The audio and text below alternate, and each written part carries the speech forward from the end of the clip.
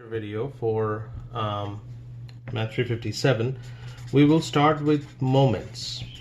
Now you have seen this but not in this under this name. For example, in your probability class, when we are talking about expectation, you write expectation of y like this which is essentially the mean, and the formula for that is sum of y times py. Py is the distribution function, py,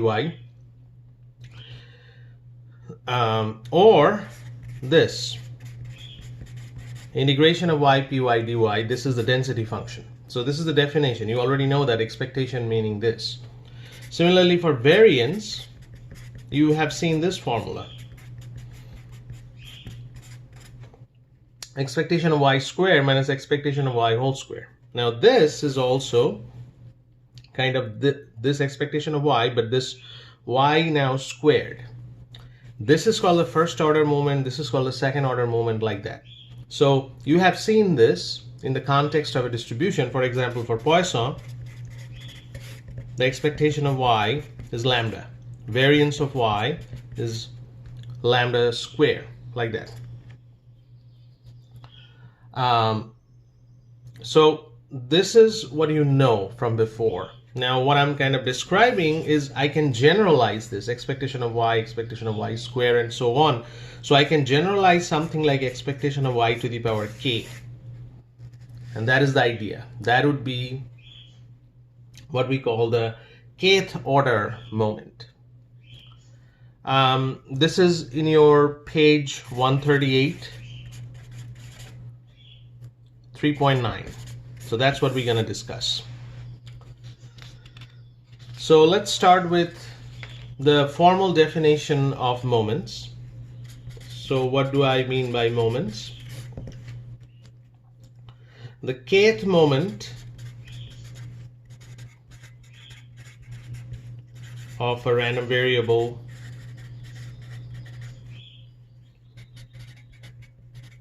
y is defined as expectation of y to the power k, and that is denoted by mu k prime. So if you remember that here, this expectation of y, sometimes we denote that by mu, and this is what we denote that by sigma square, like that. So this is the mu, but there's a suffix here now, mu k prime, because this is y to the power k here. So I'm just writing the formula here. Expectation of y to the power k is equal to mu k prime. So for k equal to 1, expectation of y equal to mu 1 prime, which is mu, which is the mean, usual mean that you know. K equal to 2, expectation of y square, that's mu 2 prime.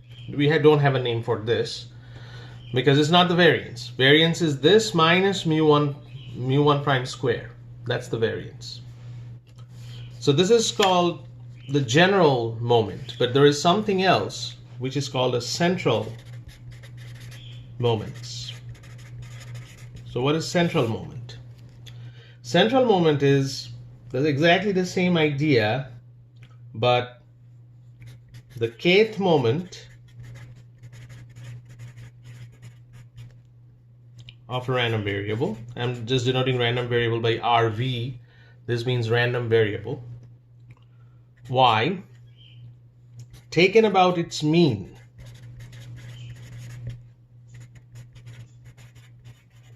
So for central moment, it's taken about its mean, not just this. I'm going to write the formula in a second. Or the kth central moment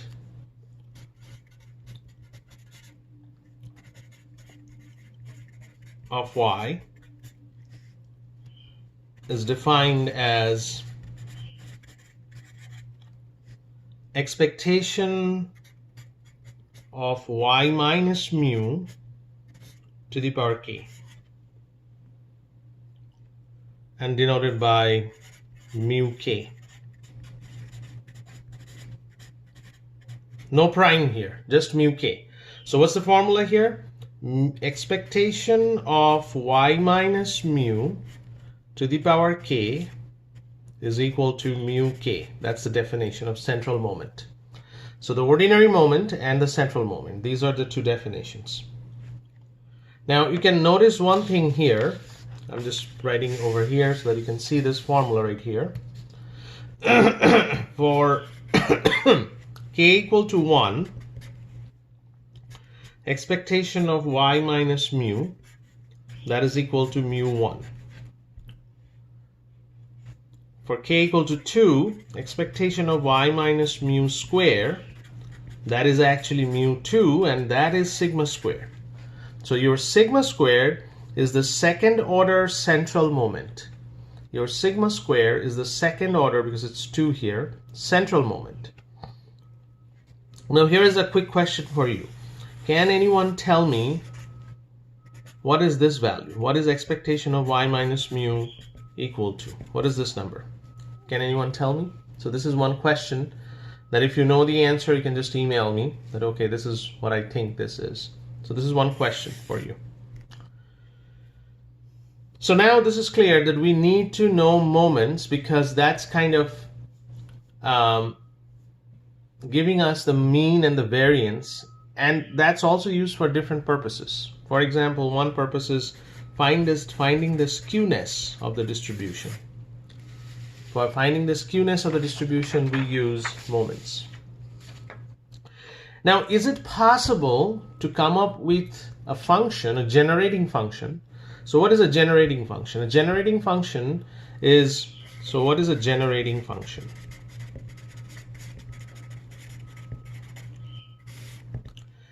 So it's a generic function that can generate all the different orders. So if I write it's a moment generating function,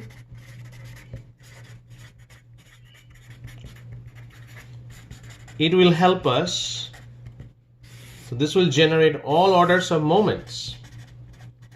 All orders of moments it's going to generate. But is there a function like that? The answer is yes. The function is defined by mt. M of function t, and this is expectation of e to the power ty. That is the function. So what is e to the power ty? If you know from your calculus class, this is a series. So 1 plus ty squared over 2 factorial, ty cubed over 3 factorial, and so on. So this is what e to the power ty. So if I want to expand this, how do I write this?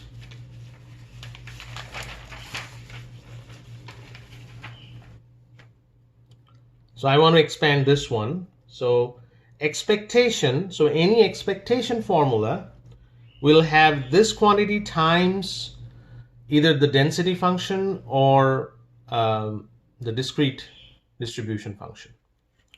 So I'm just writing a note here that any expectation of y, that would be either sum of ypy or an integration of ypy. And this y is coming from this y right here. So the same idea I'm going to follow here to rewrite this. So let's rewrite that one. How do I rewrite that? mt, I'm just writing it for discrete distributions. So that will be a sum over y, e to the power ty py. Now I can expand this. How can I expand this? Sum of y, e to the power ty, e to the power ty, that part can be written as 1 plus ty plus ty square over 2 factorial plus ty cube over 3 factorial and so on times p of y. P of y is a discrete distribution function. I can do the same thing with an integration. Then this will be a continuous distribution function, a density function times dy. So now I'm going to distribute everything here. Sum of y py plus sum of, I'm taking the t outside, so ty py plus I'm taking t square over 2 factorial outside, sum of y square py and so on. So what is this first term? If I take the sum of a distribution function over all its y values, it's going to be just 1. That's a property. That's a property of a distribution function. Those who have taken Math 326 with me already know this property. We discussed this, that when it's a density function or a discrete distribution function, if I add over all the y values, it'll be 1. T times, what is this quantity right here? Sum of y py. If you remember, sum of y py is expectation of y, which is nothing but mu1 prime. If you go back to your definition right here, expectation of y is mu1 prime. And this is the definition of expectation of y. So what would be the next term then? That will be t square over 2 factorial mu2 prime and so on. So this is what mt means. Mt means 1 plus t mu1 prime plus t square over 2 factorial mu2 prime plus t cube over 3 factorial mu3 prime and so on. So mu k prime is the coefficient of tk over k factorial. So this is what it is. Then what we can do, we can take a derivative, the kth order derivative of mt at t equal to 0. That will give us, I'm just writing kth order derivative, this k is for the derivative part. And this is the 0 because I'm plugging in t equal to 0. That will be my mu k prime. So this is the formula. If I take the mt, take the first derivative, then I'll get mu1 prime. If I take the mt, taking the second derivative and plug in t equal to 0, I'll get mu2 prime. So that would be the idea. So let's focus on that idea here. Let's derive that. So this is the formula. This is the formula that I just wrote down. I'm trying to verify this formula. Let's do that. So first derivative, ddt mt. What would that be? The derivative of this function right here. So this is 0. This is just mu1 prime plus 2t over 2 factorial mu2 prime and plus so on. I can take the derivative of other terms too. I'm taking the derivative with respect to t. That's why this remains the same. Now if I plug in here t equal to 0, so I'm just denoting this by m1 because this is the first derivative. Then if I plug in t equal to 0, all these terms starting from here on this side will vanishes, and what will remain is mu1 prime. So that is the idea. That is what we are doing. Next, if I take the second derivative of mt, which is the same as saying taking the derivative of this one more time. So this will be 0, this will be mu2 prime, and there will be other term, like the third term of this, which is I didn't write here, but there is a one term here, and that will be that term which will be some order of t. I'm just writing OT here. So again, if I plug in t equal to 0 here, then this term, all this term will vanishes, will be 0, will be only mu2 prime and so on. So this is pretty much what we are doing. And similarly, you can write this as dk dtk mt, which is essentially mkt, and that will be mu k prime plus 2t over 2 factorial mu k plus 1 prime, and so on. Again, if I plug in mk0 here, then it'll be just mu k prime. So this is the way we are doing this calculation. Now, what are the properties? So this is moment generating function. This is what we call the MGF. And what are the properties of MGF? Let's write that down. What are the properties? And this is the most important properties. There are two of them, but number one is the most important property that I'm going to use, and that's the usefulness of MGF. If MGF exists, it uniquely determines the distribution of X. What is the meaning of that? Meaning that whatever the MGF for a particular distribution, it'll be unique. It'll be always that distribution for that MGF. So if I know the MGF, I can track back to that distribution. So at the back of the book, there are a list of MGFs here. It's unique. So if you can identify the pattern, like what is given to you, you can always track back to what distribution it is from. So that's the beauty of the MGF. These are the continuous distribution given here, and these are the discrete distributions given here. So once you know the MGF values, you know exactly what distribution we are talking about. So that's the beauty of it. And I'm gonna give you an example right away to show that. And number two here, which is kind of not so relevant here because we don't want to check that. But here also, if MGF exists, all moments exist.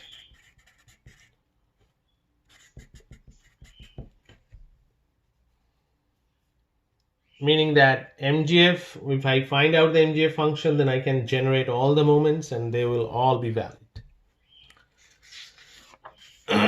Let's talk about an example. So this is what I'm going to ask in your quiz or your test all the time. Find the MGF. So find the MGF of Poisson distribution. This is a discrete distribution. And you have the answer at the back of the book. The back of the book, they already have the Poisson distribution. What's the MGF for that? But how to do this problem? How to derive this? You always start with MT, which is expectation of e to the power ty. That's the definition. That you have to write first. And then you have to expand this. Any expectation, meaning that it's a sum. Why it's a sum? Because it's a discrete distribution. And I'm writing e to the power ty py because that's the definition. For any expectation, whatever inside that times the discrete distribution function, that's what we are writing. If it's a continuous, it will be integration e to the power ty and the density function that we have. But I do know that. What is the distribution function, discrete distribution function for Poisson? You already have seen probably in your probability class. This is e to the power minus lambda, lambda to the power y over y factorial. That is the Poisson distribution, this particular term. So what can I do now? Well, anything that does not involve y, I can take outside of the summation. E to the power minus lambda has nothing to do with y. And now I'm combining these two terms, lambda e to the power t to the power y over y factorial. I can do that because it's lambda to the power y and e to the power ty. I can rewrite this way. Now, can I identify this as a series? Can I write it in a compact form? If you remember that I mentioned it before, that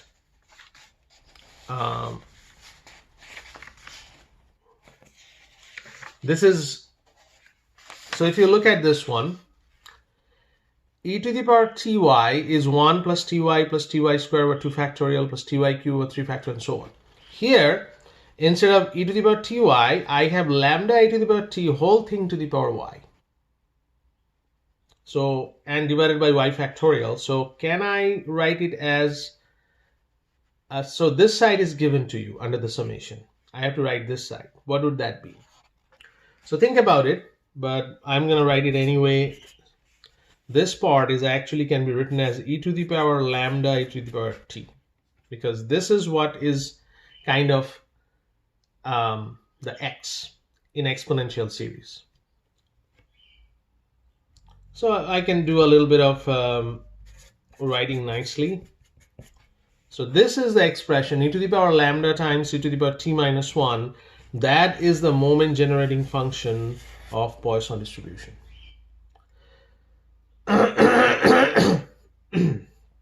Now I'm doing a problem here.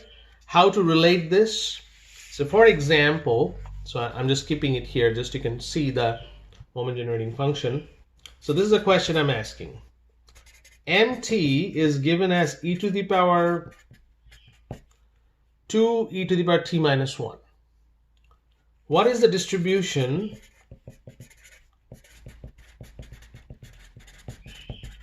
of y?